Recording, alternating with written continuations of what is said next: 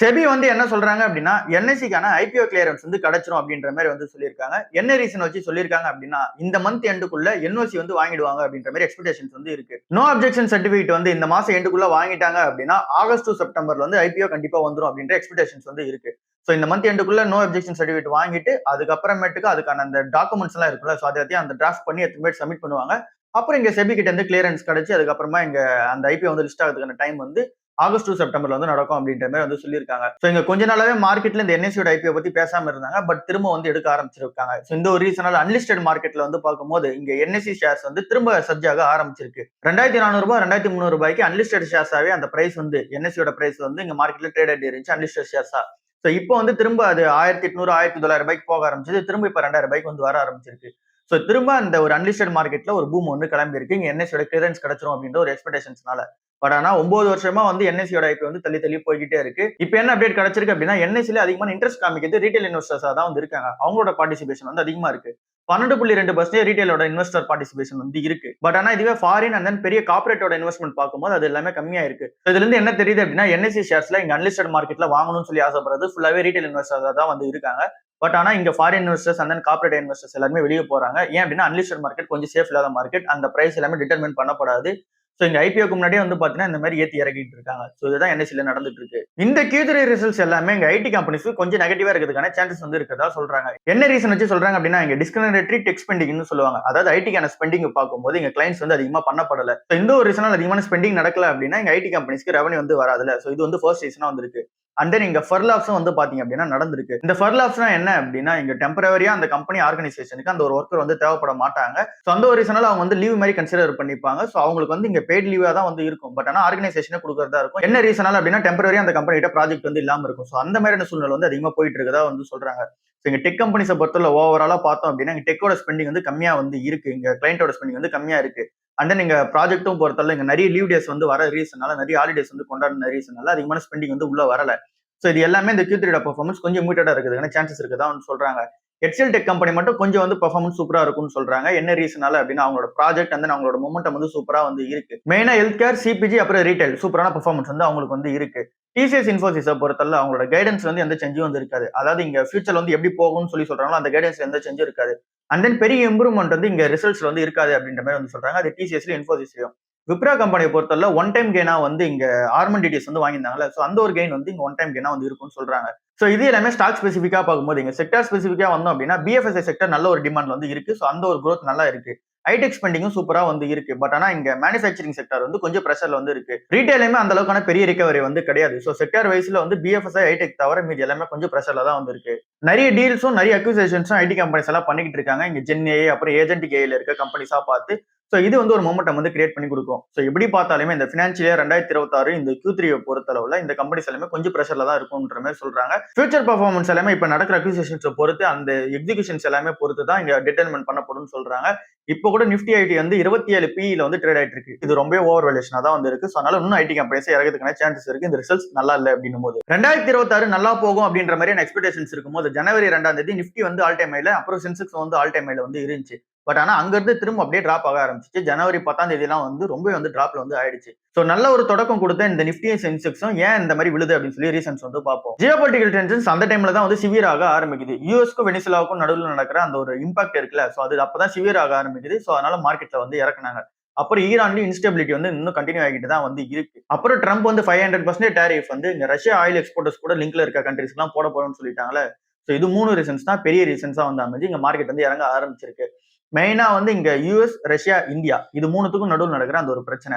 இங்க ரஷ்யா கிட்ட இருந்து ஆயில் வாங்குற எல்லா கண்ட்ரிஸ்க்கும் 500% டேரிஃப் வந்து போடும்னு சொல்லிட்டாங்க யூஎஸ் கவர்மெண்ட். சோ இது வந்து நம்மளோட இந்தியா கவர்மெண்ட் அப்புறம் நம்மளோட மார்க்கெட்டை பொறுத்தல்ல, நம்மளோட இந்தியாவுக்கும் யூஎஸ்க்கும் நடுவில் நடக்கிற அந்த ஒரு 50% டேரிஃப் இருக்குல்ல, அது வந்து 25% வந்து எடுத்துருவாங்க அப்படின்ற எக்ஸ்பெக்டேஷன்ஸ் வந்து இருந்துச்சு. ஃப்ரீ ட்ரேட் அக்ரிமெண்ட்லாம் போறதுக்கான சான்சஸ் இருக்கிறதா எக்ஸ்பெக்டேஷன்ஸ் வந்து இருந்துச்சு. பட் ஆனா இப்ப நடந்த விஷயங்கள் எல்லாமே என்ன சொல்லுது அப்படின்னா இந்த மாதிரி நடக்கிறதுக்கு இங்க வாய்ப்பே இல்ல. 500% டேரிஃப் வந்து அதிகமாகிறதுக்கான சான்சஸ் வந்து இருக்கிறதா இப்ப இருக்கிற நியூஸா வந்து இருக்கு.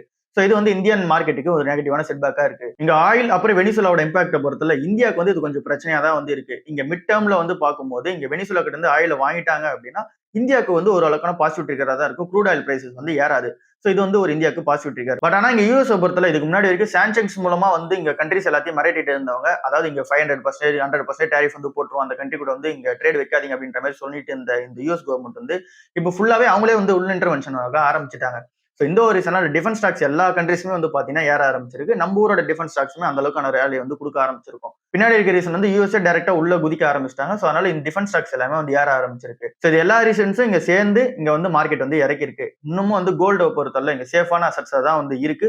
ஸோ அதனால கோல்டோட பொசிஷன்லயுமே நம்மளோட பொசிஷன் வந்து அதிகமாகிட்டே போகும். இந்த ஒரே வாரத்துல டாப் 10 கம்பெனிஸ் இந்தியாவில் இருக்குல்ல, அந்த கம்பெனிஸோட மார்க்கெட் கேப் வந்து 3.6 ட்ரில்லியன் ருபீஸ் வந்து வெளியே போயிருக்கு. இது எல்லாமே வந்து பாத்தீங்கன்னா காணாம போயிருக்கு. என்ன ரீசனால அப்படின்னு சொல்லி பார்க்கும்போது இங்க மார்க்கெட்ல ஷேர்ஸ் எல்லாமே வந்து விழ ஆரம்பிச்சிருக்கு. டாப் 10 கம்பெனிஸோட ஷேர்ஸ் எல்லாமே அதிகமா வந்து விழ ஆரம்பிச்சிருக்கு. அதுல மெயினா 7 கம்பெனிஸ் வந்து விழ ஆரம்பிச்சிருக்கு. இதுல ஃபர்ஸ்ட் மெயின் கம்பெனியா வந்து விழுந்தது ரிலையன்ஸ் இண்டஸ்ட்ரீஸ் தான் வந்திருக்கு. அதுக்கு அடுத்த ஃபாலோ அப்பா HDFC இருக்கு. அதுக்கு அடுத்த ஃபாலோ அப்பா இங்க TCS கம்பெனி வந்து இருக்கு. ரிலையன்ஸ் இண்டஸ்ட்ரீஸால மட்டுமே 1.5 ட்ரில்லியன் ருபீஸ் வந்து வெளியே போயிருக்கு. ஸோ இதுக்கு அடுத்து தான் வந்து இருக்குது HDFC, அப்புறம் TCS, அந்த நிறைய கம்பெனிஸ் வந்து பாத்தீங்க அப்படின்னா இங்க வெளியே போயிருக்கு மார்க்கெட் கேப்பை பொறுத்தளவுல. ஸோ ஏன் மார்க்கெட் கேப் இறங்குது அப்படின்னா ஃபாரின் இன்வெஸ்டர்ஸோட அந்த செல் ஆஃப் வந்து அதிகமா கண்டினியூ ஆயிட்டு இருக்கு. நிறைய இன்வெஸ்டர்ஸோட செல் ஆஃப் கண்டினியூ ஆயிட்டு இருக்கு. ஸோ இதுக்கப்புறம் ஃபியூச்சர்ல நம்ம பார்க்க வேண்டியது நம்மளோட Q3 earnings எல்லாமே வந்து சூப்பரா வந்து இருக்கணும். அப்புறம் இங்க ஃபாரின் இன்வெஸ்டர்ஸோட அந்த ஒரு இன்ஃப்ளோ வந்து பாத்தீங்கன்னா கண்டினியூ ஆக ஆரம்பிக்கணும். அண்ட் தென் நம்மளோட யூனியன் பட்ஜெட் 2026 இருக்குல்ல, அது எல்லாமே இந்த கம்பெனிஸ் எல்லாம் சாதகமா அமைகிற மாதிரி இருக்கணும். இது எல்லாமே இங்க பெர்ஃபெக்ட்டா அமைஞ்சாதான் திரும்ப வந்து மார்க்கெட் கேப் ஏற ஆரம்பிக்கும் எல்லா கம்பெனிஸோட மார்க்கெட் கேப்பை பொறுத்த அளவுல. பட் ஆனா இப்ப இருக்க சூழ்நிலைக்கு இங்க எஃப்ஐஎஸோட அவுட்ஃப்ளோ வந்து அதிகமாகிட்டே இருக்கு. மார்க்கெட் கேப் கொஞ்சம் கொஞ்சமா குறைஞ்சிட்டே வருது. எஃப்ஐஎஸ் வந்து இந்த ஒரு மாசத்துல மட்டுமே 11,800 கோடி ரூபாய் வெளியே வித்துட்டு போயிருக்காங்க. அப்படின்னா இந்த ஜனவரி மாசம் தொடங்கி இப்பதான் ஒரு 10 நாள் வந்து ஆயிருக்கு. இல்ல மார்க்கெட் ஓப்பன் ஆனதுன்னு பார்த்தோம்னா ஒரு 7 நாள் 8 நாள் தான் வந்து இருக்கும். இந்த ஒரு நாள்லயே 11,800 கோடி ரூபாய் வித்துட்டு வெளியே போயிருக்காங்க. போன வருஷம் ஃபுல்லாவே வந்து இங்க எஃப்ஐஎஸ் எல்லாமே வித்துறது வந்து 1,66,000 கோடி ரூபாய் போன வருஷம் ஃபுல்லாவே வந்து வித்துட்டு வெளியே போனது. பட் ஆனா இப்போ ஸ்டார்டிங் ஆன ஒரு 10 நாள்லயே 11,800 கோடி ரூபாய் வித்துட்டு வெளியே போயிருக்காங்க. ஃபர்ஸ்ட் இருக்க மெயின் ரீசன் வந்து யூஎஸ் வந்து 500% டாரிஃப் வந்து இந்தியா மேல போடும்னு சொன்னதுதான் மெயினான ரீசனா வந்து இருக்கு. சோ இதுல இருந்து இந்தியா எப்படி கம்பேக் ஆவாங்கன்ற கேள்விக்குறி வந்து எல்லா மத்தியிலும் வந்து இருக்கு. சோ இது எல்லாமே இங்க எண்டுக்கு வரணும் அப்படின்னா நம்மளோட Q3 earnings வந்து சூப்பரா வந்து இருக்கணும். எல்லா கார்பரேட் earningsுமே சூப்பரான growthல வந்து இருக்கணும். நம்மளோட ஜிடிபி growth தாண்டி கார்பரேட் earningsோட growth வந்து நல்லாவே இருக்கணும். அப்புறம் யூனியன் பட்ஜெட் 2026 போடுறாங்களா, சோ அதுவுமே இங்க இந்தியன் கம்பெனிஸ் எல்லாருமே சாதகமா இருக்கிற மாதிரி வந்து இருக்கணும். And then crude oil prices வந்து கொஞ்சம் சாஃப்டன் ஆக ஆரம்பிக்கணும். அப்புறம் இந்தியாவுக்கு யூஎஸ்க்கும் நடுவில் நடக்கிற அந்த ஒரு டீல் வந்து கொஞ்சம் சுமூகமா வந்து முடியும். இது எல்லாமே நடந்துச்சு அப்படின்னா தான் இங்க மார்க்கெட்ல இங்க ஈக்விட்டிஸ் பொறுத்தல கொஞ்சம் அப்ராலி வந்திருக்கும். இல்ல அப்படின்னா ஃபாரின் இன்வெஸ்டர்ஸ் வந்து வித்துட்டு வெளியே போயிட்டு தான் இருப்பாங்க. இன்ஃபோசிஸ் கம்பெனிக்கு $150 மில்லியன் வந்து பர் இயர் ரெவன்யூ வந்து குறையதுக்கான சான்சஸ் இருக்கதா வந்து சொல்றாங்க. என்ன ரீசன் வச்சு அப்படின்னு சொல்லி டீடைலா வந்து பார்ப்போம். Infosys company Daimler company $3.2 billion அந்த ஒரு டீலிங் வந்து போட்டிருந்தாங்க 2020 அப்ப. சோ அந்த ஒரு டீலிங்ல இன்ஃபோசிஸ் கம்பெனி டைம்லர் கம்பெனிக்கு நிறைய ஐடி சர்வீசஸ் வந்து ப்ரொவைட் பண்ற பிளான்ல வந்து இருந்தாங்க. அதுல இவங்க மெயினா ப்ரொவைட் பண்ணது இந்த ஒரு 4 வருஷத்துல வந்து மெயினா ப்ரொவைட் பண்ணது இங்க சைபர் செக்யூரிட்டி டேட்டா சென்டர்லயும் வந்து நிறைய ப்ரொவைட் பண்ணிருக்காங்க இன்ஃபோசிஸ் நிறுவனம். பட் ஆனா இன்னமும் நிறைய விஷயத்துல வந்து இங்க அந்த அளவுக்கான ஸ்பெண்டிங் வந்து பண்ணல அப்படின்ற மாதிரி வந்து சொல்றாங்க. நிறைய வந்து டியூ இருக்கதா வந்து சொல்றாங்க டைம்லர் நிறுவனம். எந்தெந்த இடத்துல அப்படின்னா இங்க சாப், அப்புறம் நெட்வொர்க், அப்புறம் இங்க நிறைய ஏரியாஸ் வந்து சொல்றாங்க. அந்த இடத்துல டியூ இருக்கதா சொல்றாங்க. சோ இது எல்லாமே ஒர்க் ஸ்பேஸ் சொல்யூஷன்ஸா வந்து வருது. அந்த ஒர்க் ஸ்பேஸ் சொல்யூஷன்ஸ்க்கு இங்க தேர்ட் பார்ட்டி வெண்டரா வேற யாரா ஒருத்தவங்கள தேடிட்டு இருக்காங்க இங்க டைம்லர் நிறுவனம். சோ இப்படி ஒரு வேலை கொடுத்துட்டாங்க அப்படின்னா $400 மில்லியன் இப்ப ஆனுவல் ரெவன்யூ இன்ஃபோசிஸ் கம்பெனிக்கு ஜென்ரேட் ஆயிட்டு இருக்கு டைம்லர் மூலமா. அதுல 1/3 வந்து பார்க்கும்போது வெளியே போயிடும். அதுதான் அந்த $150 மில்லியன் வந்து பாத்தீங்கன்னா வெளியே போறது இன்ஃபோசிஸ்க்கு. சோ இது இன்ஃபோசிஸ் கம்பெனிக்கு டோட்டல் ரெவன்யூல 0.7% வந்து இருக்கு. சோ இது ஒரு பெரிய இம்பாக்டா தான் இன்ஃபோசிஸ் கம்பெனிக்கு இருக்கும். சோ இந்த ஒரு ரீசன்ல இவங்க சார்ட் அவுட் பண்ணணும் அப்படின்னா இங்க ஒர்க் ஸ்பேஸ் சொல்யூஷன்ஸ் இவங்க என்னெல்லாம் கமிட்மெண்ட் கொடுத்துருந்தாங்களோ அதை வந்து இவங்க ஃபாஸ்டா பண்ண ஆரம்பிக்கணும். இங்க நிறைய பெண்டிங் வந்து இருக்கு, நிறைய பில் டேட்ஸ் வந்து டியூல வந்து இருக்கு. அது எல்லாத்தையுமே இங்க இன்ஃபோசிஸ் நிறுவனம் சார்ட் அவுட் பண்ண ஆரம்பிக்கணும். சோ இது இப்ப இன்ஃபோசிஸ் கம்பெனிக்கு ஒரு பெரிய பிரச்சனையா தான் இருக்கு. குஜராத்ல தான் இப்ப அதிகமான இன்வெஸ்ட்மெண்ட்ஸ் வந்து இங்க கம்பெனிஸோட இன்வெஸ்ட்மெண்ட் குஜராத்ல தான் அதிகமா போகுது. என்ன ரீசன்ஸ் வச்சு அப்படின்னு சொல்லி பார்ப்போம். ரிலையன்ஸ் இண்டஸ்ட்ரீஸ் வந்து என்ன சொல்றாங்க அப்படின்னா அடுத்த 3 வருஷத்துல 7 லட்சம் கோடி ரூபாய் இன்வெஸ்ட்மெண்ட் பண்ண போதா சொல்லியிருக்காங்க. குஜராத்ல 3.5 லட்சம் கோடி ரூபாய் ஏற்கனவே 2021 இன்வெஸ்ட்மெண்ட் வந்து பண்ணிட்டாங்க. இப்ப 7 லட்சம் கோடி ரூபாய் இன்வெஸ்ட்மெண்ட் வந்து பண்ண போறாங்க அடுத்த 3 வருஷத்துல குஜராத்ல. சோ எந்தெந்த ஏரியாஸ்ல அப்படின்னு சொல்லி மெயினா பார்க்கும்போது இங்க ஏஐ, அப்புறம் இங்க green energy, digital infrastructure, education, sports, இந்த மாதிரி நிறைய இடத்துல வந்து இன்வெஸ்ட்மெண்ட் வந்து பண்ண போறாங்க. சோ இங்க ஃபர்ஸ்ட் மெயினா பண்ண போது ஜாம்நகர்ல கிளீன் எனர்ஜியும் அப்புறம் வந்து இங்க ஏஐக்கும் அதிகமான இன்வெஸ்ட்மெண்ட் வந்து பண்ண போறாங்க. இருக்குதுலே பெரிய ஒரு ஏஐ சென்டரா வந்து ஜாம்நகர்ல வந்து ஓபன் பண்ண போறாங்க. இதுக்கான வந்து பிளான் போயிட்டு இருக்கு. இப்ப இங்க கிரீன் எனர்ஜி அப்புறம் இங்க ரினியூவபிள் எனர்ஜியா வந்து வரும்போது நிறைய கிரீன் ஃபெர்டிலைசர்ஸ், அப்புறம் இங்க மாடியூல்ஸ், அப்புறம் இங்க பேட்டரிஸ், இந்த மாதிரி நிறைய விஷயம் வந்து தயாரிக்க போறாங்க.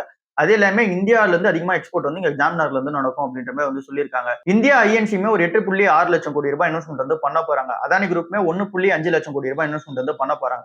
சோ நிறைய இன்வெஸ்ட்மெண்ட் குஜராத் நோக்கி போயிட்டு இருக்கு. டெக்னோ பெயிண்ட்ஸ் என்ன பிளான் பண்றாங்க அப்படின்னா சச்சின் டெண்டுல்கரை ஒரு 3 வருஷத்துக்கு அவங்களோட பிராண்ட் அம்பாசிடரா வந்து அப்பாயின்மெண்ட் பண்ற பிளான்ல வந்து இருக்காங்க.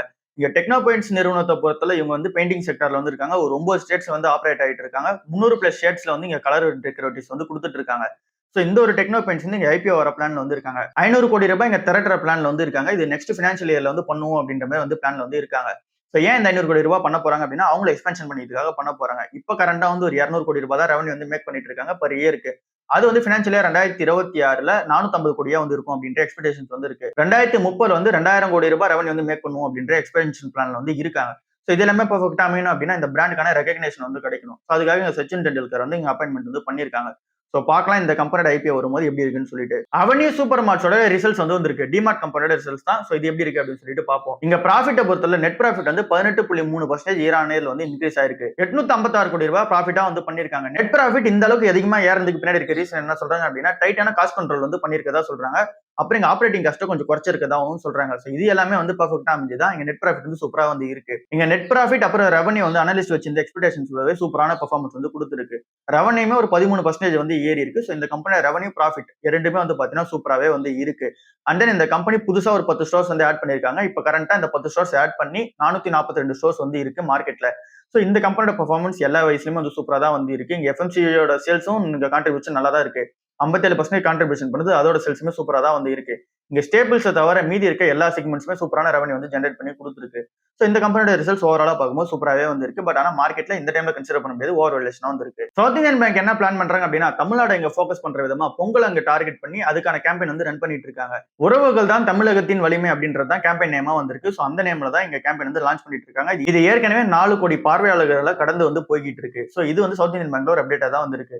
சோ இந்த கம்பெனி பிராண்ட் பிரசன்ஸ் வந்து இன்க்ரீஸ் பண்ண போறோம்னு சொல்லிட்டு ஒரு கம்பெனி கூட அந்த அக்விசிஷன் வச்சிருந்ததெல்லாம் நம்ம வந்து பார்த்தோம்.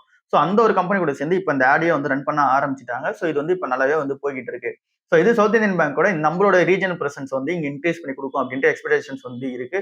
சோ இது வந்து 7ஆம் தேதியில இருந்து ரன் பண்ணிட்டு இருக்காங்க. பட் ஆனா இது ஒரு அப்டேட்டா இருக்கு. சோ அதையும் நம்ம சொல்லிடுவோம். பிசிசிஎலோட ஐபிஓ வந்து இப்ப அப்ளை பண்ணலாமா வேணாம்ன்றத டீடைலா வந்து பார்ப்போம். ஏன்னா கிரே மார்க்கெட் பிரீமியம் வந்து அதிகமா இருக்கதா சொல்றாங்க. சோ டீடைலா வந்து பார்ப்போம். பாரத் கோக்கிங் கோல் லிமிடெட் தான் இந்த கம்பெனியோட ஃபுல் நேமா வந்திருக்கு. இது கோல் இந்தியாவோட சப்சிடரியா வந்து ஆக்ட் ஆக போகுது. இது வந்து பிஎஸ்சி ஸ்டாக்கா தான் நம்ம வந்து கன்சிடர் பண்ணிக்கணும். சோ இந்த ஒரு பாரத் கோக்கிங் கோல் வந்து என்ன வந்து பண்றாங்க அப்படின்னு சொல்லி பார்க்கும்போது இங்க ஸ்டீல் கம்பெனிஸ் எல்லாத்துக்குமே இங்க கோக்கிங் கோல் வந்து தேவை.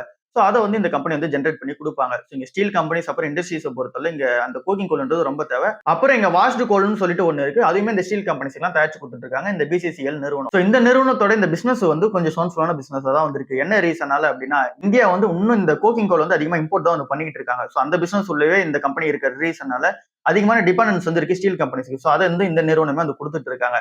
இந்த கம்பெனியோட ப்ராஃபிட் வந்து பொறுத்தளவு சூப்பராகவே வந்து இருக்கு. பட் ஆனா இந்த கம்பெனியோட ரெவன்யூ அண்ட் அந்த லெவல் க்ரோத் போறதுக்கான அந்த ஒரு எக்ஸ்பென்ஷனை பொறுத்தல கொஞ்சம் இங்க வந்து சாலிடா வந்து இல்ல. பட் ஆனா இந்த கம்பெனியோட ப்ராஃபிட் மட்டும் சூப்பரா இருக்கு. ஏன் அப்படின்னா இங்க பெட்டரான பிரைசிங் வந்து பண்ணிக்க முடியுது. அந்த அளவுக்கான வந்து பாத்தீங்கன்னா இந்த காம்படிஷன் வந்து கிடையாது. அதனால பெட்டரான பிரைசிங் வந்து பண்ணிக்க முடியாது. பட் ஆனா ரெவன்யூ பெருசா வந்து க்ரோத் கிடையாது. ஃபாஸ்ட் க்ரோவிங் வந்து இருக்கான்னு கேட்டீங்கன்னா அந்த அளவுக்கு கிடையாது. பட் ஆனா ப்ராஃபிட் வந்து சூப்பராகவே வந்து இருக்கு. இந்த கம்பெனியோட வேல்யூஷன்ஸை பொறுத்தல 8.6 தான் பிரைஸ் ஏர்னிங்ஸா வந்து இருக்கு. ஸோ இந்த பிரைஸுக்கு ஒரு டீசென்டா தான் வந்து இருக்கு. சோ இந்த கம்பெனி வந்து ஃபுல்லாவே ஒரு 1000 கோடி ரூபாய் வந்து திரட்ட போறாங்க. அது ஃபுல்லாவே இங்க ஆஃபர் ஃபார் சேல தான் வந்து இருக்கு. அப்படின்னா இந்த கம்பெனி அவங்களை எக்ஸ்பென்ஷன் பண்ணியதுக்காக இந்த மணி வந்து யூஸ் பண்ண போல ஃபுல்லா வந்து கவர்மெண்ட்டுக்கு தான் வந்து போக போகுது. சோ இந்த கம்பெனி இப்ப லிஸ்டிங் எனக்காக பார்க்கலாமா இல்ல லாங் டர்ம் பர்பஸ்க்காக பார்க்கலாமான்ற கேள்விக்கான ஆன்சர் வந்து இங்க 45% கிரே மார்க்கெட் பிரீமியம் வந்து இருக்கு. சோ அந்த ஒரு டிமாண்ட் வந்து ஸ்ட்ராங்காவே இருக்கு. பட் ஆனா இங்க லாங் டர்ம் பர்பஸ்க்காக நம்ம ஓன் பண்ண போறோம் அப்படின்னா இங்க 45% இந்த லிஸ்டிங் என்ன தாண்டி இந்த கம்பெனியோட பிசினஸ் நம்ம செக் பண்ணி பார்க்கும்போது பெருசா வந்து growth இருக்குமா ஒரு 3 வருஷம் 5 வருஷத்துல வந்து growth இருக்குமான்ற கேள்விக்கான ஆன்சர் வந்து பெருசா வந்து கிடைக்கப்படல. ஏன்னா அந்த அளவுக்கான அந்த ஒரு டீல் வந்து கிடையாது. சோ அந்த ஒரு ரீசனால இதை நம்ம கன்சிடர் பண்ண போறோம் அப்படின்னா இங்க ஷார்ட் டேர்ம்ல இங்க லிஸ்டிங் எனக்காக மட்டும் பார்ப்போம். இல்ல நீங்க லாங் டேர்ம் ஓன் பண்ண போறீங்க அப்படின்னா இங்க இருக்கிற பிரைஸ்க்கு அது ஓகே தான். பட் ஆனா இப்ப இருக்க கன்சிடரேஷனுக்கு ஷார்ட் டேர்ம்ல லிஸ்டிங் எனக்கு மட்டும் பார்க்கறது பெட்டரா வந்து இருக்கு. சோ இது இந்த பிசிசிஎலோட அப்டேட்டா வந்து இருக்கு. இந்த வாரத்துல நிறைய கார்ப்பரேட் ஆக்ஷன்ஸ் வந்து இங்க மார்க்கெட்ல வந்து நடக்க போகுது. இதுல ஃபர்ஸ்டா வந்து நம்ம டிவிடெண்ட் வந்து பார்த்தோம் அப்படின்னா டிசிஎஸ் கம்பெனி வந்து தரப்போறோம்னு சொல்லியிருக்காங்க. அதோட எக்ஸ் டிவிடெண்ட் டேட் வந்து இருக்கு. அப்புறம் இங்க டால் டெக்ன்ற கம்பெனியோட இந்த டிவிடெண்ட் டேட் வந்து இருக்கு. அப்புறம் இங்க ஜாரோ இன்ஸ்டிடியூட் ஆஃப் டெக்னாலஜியோட இந்த டிவிடெண்ட் டேட் வந்து இந்த வாரம் தான் வந்து இருக்கு. இங்க ஸ்டாக் ஸ்பிட்டா வந்து பார்க்கும்போது எஸ்கேஎம்எக்ஸோட அந்த ஒரு ஸ்டாக் ஸ்பிட் வந்து நடக்க போகுது. அப்புறம் இங்க கோட்டக் மஹிந்திராவோட ஸ்டாக் ஸ்பிட் வந்து இருக்கு. அப்புறம் அஜ்மீரா ரியாலிட்டி பெஸ்ட் அக்ரா லைஃபோட ஸ்டாக் ஸ்பிட் வந்து நடக்க போகுது. இன்னைக்கு நல்லா ஃபோக்கஸ் பண்ண வேண்டிய ஸ்டாக்ஸ் வந்து என்னவா இருக்கு அப்படின்னா இங்க பவர் அண்ட் எனர்ஜி செக்டர்ஸை பொறுத்தவரை இங்க என்டிபிசி கம்பெனி தான் ஃபர்ஸ்ட் ஃபோக்கஸ் தான் வந்து இருக்கு. என்டிபிசி கம்பெனி வந்து எஸ்டிபிஎல் என்ற கம்பெனி வந்து இங்க அக்விசிஷன் வந்து பண்ண போறாங்க. இது வந்து 3800 கோடி ரூபாய்க்கான வேல்யூவேஷன்ஸா வந்து இருக்கு. ஸோ இதை அக்விசேஷன் பண்ணிட்டாங்க அப்படின்னா இந்த கம்பெனியோட தெர்மல் பவர் பிரசன்ஸ் வந்து இன்க்ரீஸ் வந்து பண்ணிக்க முடியும். ஸோ இது இந்த கம்பெனிக்கு ஒரு பெரிய அப்டேட்டா இருக்கு. ஐஆர்இடியோட Q3 பெர்ஃபார்மன்ஸ் வந்து வந்திருக்கு. அது சூப்பராகவே வந்து இருக்கு. நெட் ப்ராஃபிட் வந்து 37% வந்து ஏறி இருக்கு. ஸோ இந்த ஒரு ரீசனால இவங்களால ரினியூவபிள் எனர்ஜில அடுத்த லெவல் வந்து போய்க்க முடியும் அப்படின்ற எக்ஸ்பெக்டேஷன்ஸ் வந்து இருக்கு. அதனால ஐஆர்டிஏவும் இன்னைக்கான ஃபோக்கஸ்ல வந்து இருக்கு. அப்புறம் இங்க ஹாஸ்பிட்டாலிட்டி செக்மெண்ட்ல பார்க்கும்போது இங்க ஐடி சோல்டர்ஸ் வந்து இருக்கு. இந்த கம்பெனி 326 கோடி ரூபாய் கொடுத்து ஒரு லேண்ட் அக்விசிஷன் பண்ணதான் நம்ம வந்து சொல்லியிருந்தோம்ல. ஸோ அது இன்னைக்கான ஃபோக்கஸ்ல வந்து இருக்கு. அடுத்ததான் எங்க லெமன் ட்ரீ கம்பெனி வந்து அவங்களை ரீஆர்கனைசேஷன் பண்ணிக்கிறதுக்கான அப்ரூவல் வந்து கேட்டிருந்தாங்க. அதுக்கான அப்ரூவல் வந்து ஓகே ஆயிடுச்சு. இப்போ வார்பர்க் பின்கஸ்ன்ற கம்பெனி வந்து ஃப்ரெஷ்ஷா இன்வெஸ்ட்மெண்ட் வந்து பண்ண போறாங்க. 960 கோடி ரூபாய் இன்வெஸ்ட்மெண்ட் வந்து இங்க லெமன் ட்ரீ உள்ள வரப்போகுது. அப்புறம் இங்க மஹேந்திரா அண்ட் மஹேந்திராவோட டிசம்பர் மந்தோட ரிப்போர்ட் வந்து வந்துருந்துச்சு. அதுல வந்து இங்க சேல்ஸ் வந்து சூப்பரா வந்து ஏறிக்கதா சொல்றாங்க. 25% மேல ஏறி இருக்கு. ப்ரொடக்ஷனுமே 25% மேல ஏறி இருக்கு. பட் ஆனா இங்க வந்து இங்க ஃபாரின் எக்ஸ்போர்ட்ஸா வந்து பார்க்கும்போது அது கொஞ்சம் டிக்ளைன் ஆயிருக்கதா சொல்றாங்க. ஸோ இதை தாண்டி எல்லா பர்ஃபார்மன்ஸுமே மஹேந்திரா அண்ட் மஹேந்திராவுக்கு சூப்பரா இருக்கு. ஸோ இதுதான் இன்னைக்கு நல்லா ஃபோக்கஸ் பண்ண வேண்டிய ஸ்டாக்ஸா இருக்கும் அப்படின்ற மாதிரி வந்து சொல்றாங்க. ஸோ இதுதான் இன்னைக்கான ஓவரால் மார்க்கெட் நியூஸ் இருக்கு. அடுத்த நியூஸ்ல வந்து சந்திப்போம். பாய்.